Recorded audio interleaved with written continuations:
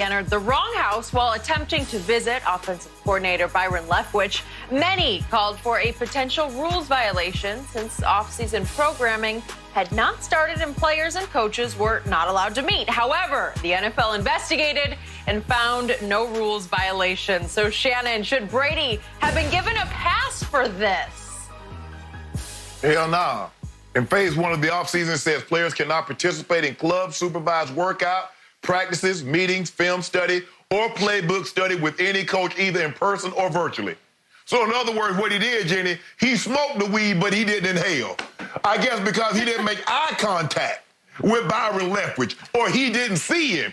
Well, maybe he was working for Grubhub and just dropped him some food off. Maybe he Uber Eats now. Skip Bayless, you know they wrong for this, but guess what? Next year, they're going to put in place, now you can't even go by the coach's house. You can't drop anything off. This is going to be the Brady rule. They should have fined his butt, and they should have fined the Tampa Bay Buccaneers because this was wrong, and you know it. I don't know it. Shannon Sharpe, you grew up with goats. The goat is in a new pasture. You got to let the goat roam. You got to let him graze occasionally, even in the barnyard. You got to let him graze. And in this case, it was no harm, no foul. He dropped by his coordinator's house to pick up his new playbook. That is no big deal. You're not supposed to do that. Let it go. You're Give not him supposed a to pass. do that. The NFL... Well, again, is that like a horrible violation? No, he's just stopping by to get a playbook. He's a new Buccaneer. Skip, speeding is not armed robbery, but is it a violation? Absolutely. Okay. And I do know a thing about goats. And we had go ahead. Well, now you're saying Tom Brady broke a law of the land, speeding. He did not speed. And again, he was not smoking marijuana. It's not like I did not inhale. I'm sorry. He was picking up a playbook. And you with your Brady hate are trying to vilify him for this.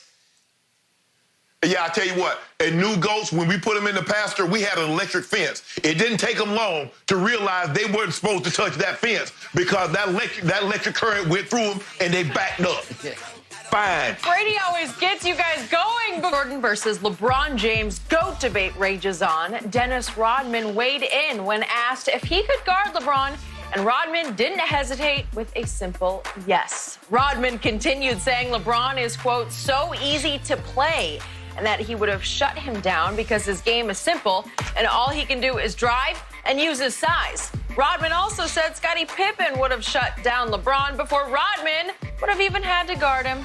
Shannon, I cannot wait for your reaction here. Is this fact or fiction? This is bull jive. That's not what I really wanted to say, but we know what it is, Skip Bayless. And you see what happens, Skip?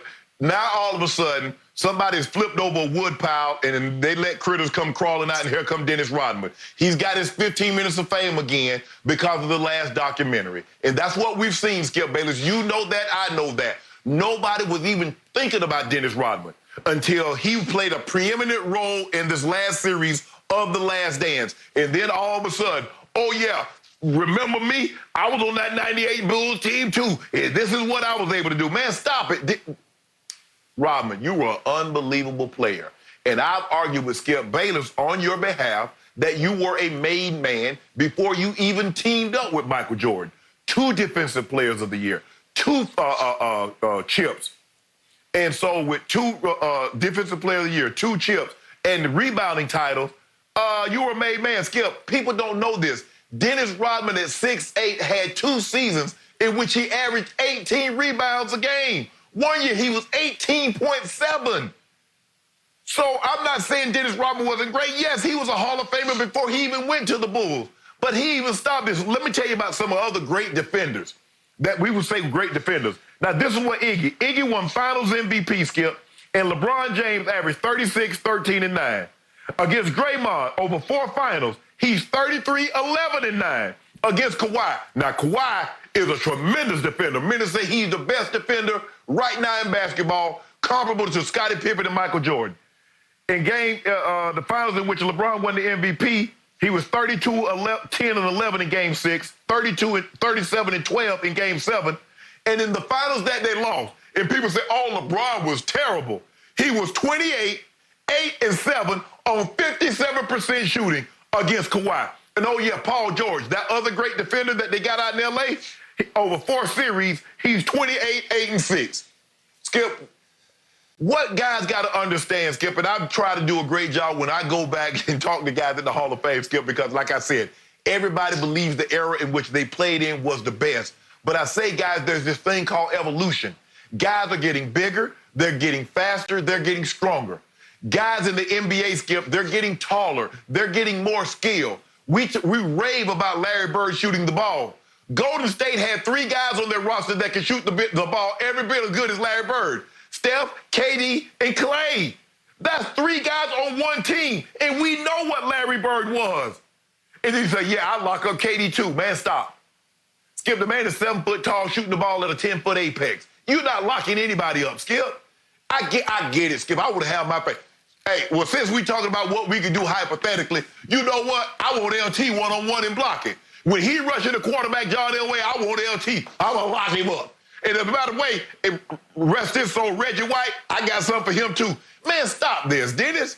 You were great in your time. Let these guys have their moment. You ain't locking. No great defender is locking up another great offensive player. That's not what they do. And this notion, Skip, you remember everybody says, ooh, Bill Russell, he locked down Chamberlain. All Chamberlain did was average was 28 and 28.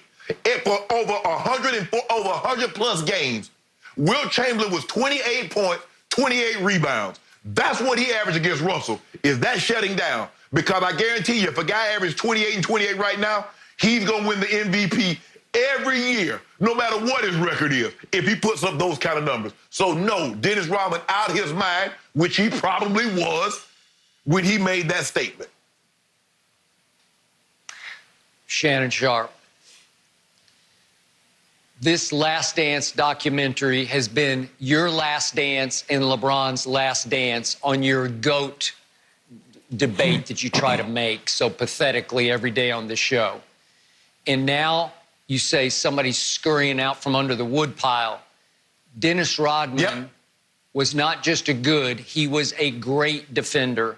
And I want the kids out there in our viewer land to look beneath the wild hair colors that you're seeing on Last Dance and beneath the nose rings and the nail polish and all the stories about Madonna and Carmen Electra.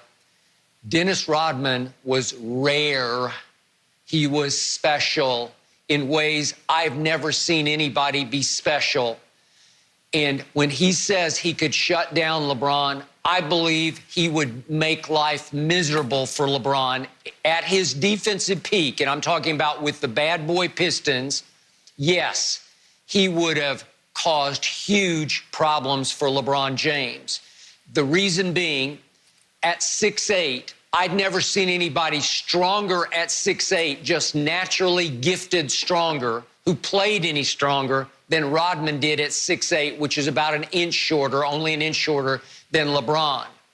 And Dennis Rodman at 6'8" had extremely high basketball IQ, on par with LeBron's, except Dennis's was defensive and rebounding IQ.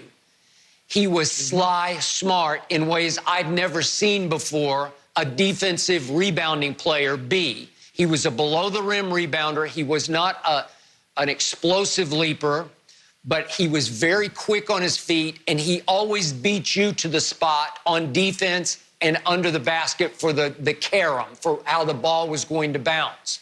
So when he says that LeBron's game is simple, he's right. Because let's be honest about this. LeBron didn't have that cat quickness that Michael Jordan had. Michael could separate. He could just shake and bake you and separate from you in a flash. And LeBron has never had that.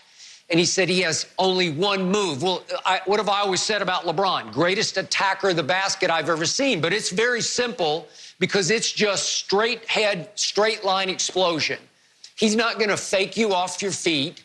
He's not going to, so to speak, make you miss. He's not going to blow by you because you're fooled. He's just going to freight train past you and beat you with strength and then skill at the basket, because LeBron is ambidextrous, left or right-handed at the basket, and has great touch at the basket.